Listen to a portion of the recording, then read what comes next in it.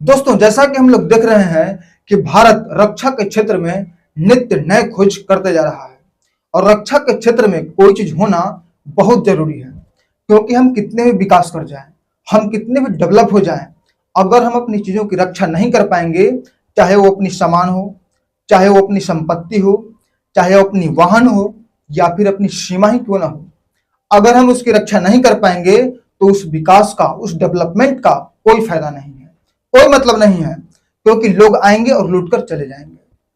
तो भारत रक्षा के क्षेत्र में नित्य नई ऊंचाइयों को छूते आया है और अभी कुछ दिन पहले ऑपरेशन सिंदूर के समय भारत का आकाश तीर ये दिखा दिया कि रक्षा के क्षेत्र में भारत की स्थिति क्या है।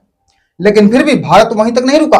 भारत रक्षा के क्षेत्र में नए नए खोज करते गया और इसी के परिप्रेक्ष्य में भारत अभी रक्षा अनुसंधान एवं विकास संगठन DRDO और स्ट्रेटेजी फोर्स कमांड मतलब कि SFC के साथ मिलकर मोबाइल आधारित मिसाइल लॉन्च किया है।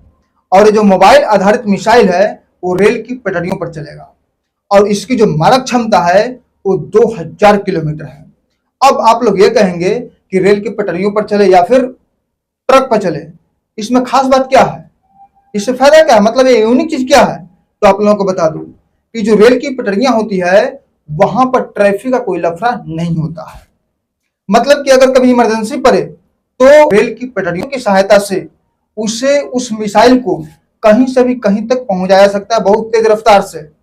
और देश में अगर कभी ऐसी स्थिति आती है तो क्या करते हैं, रोड वगैरह को खाली करवाते हैं और जब जाती है चीजें तो पैनिक फैलता है, लेकिन इससे पैनिक तक नहीं फैलेगा और ये मिसाइल सीधे रेल की पटरियों के माध्यम से एक जगह से दूसरे जगह बहुत तेज रफ्तार से पहुंचाया जा सकता है, आपको पता तक नहीं चलेगा।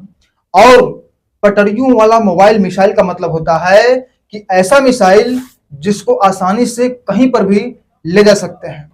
और ये जो टेक्निक है, इस टेक्निक का उपयोग, मतलब एक टेक्निक पूरे विश्व में केवल 3 देश के पास है।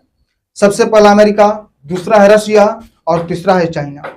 और इस क्लब में शामिल होने वाला चौथा देश भारत बन गया है।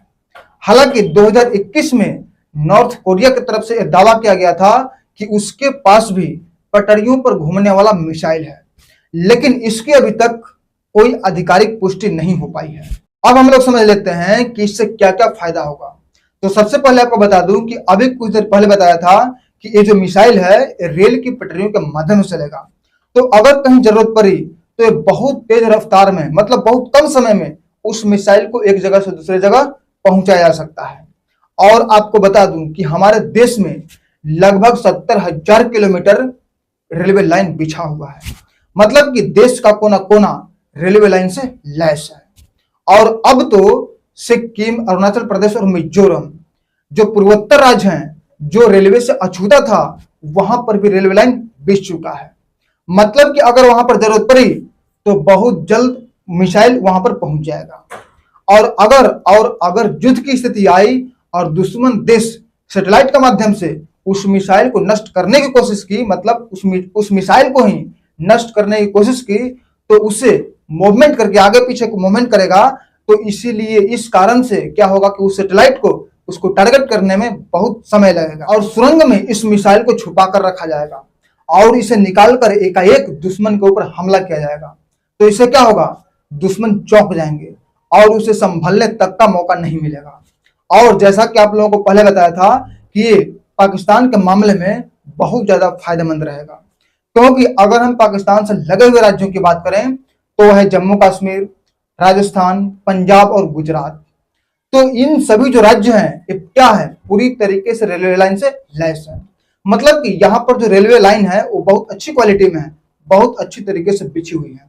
और जब युद्ध की स्थिति होगी तो उस मिसाइल को रेलवे लाइन के माध्यम से बहुत तेज गति से कहीं से भी कहीं तक पहुंचाया जा सकता है, क्योंकि ये लॉन्चिंग जो पैड है वो कोई भी रेल पटरी के माध्यम से जा सकती है।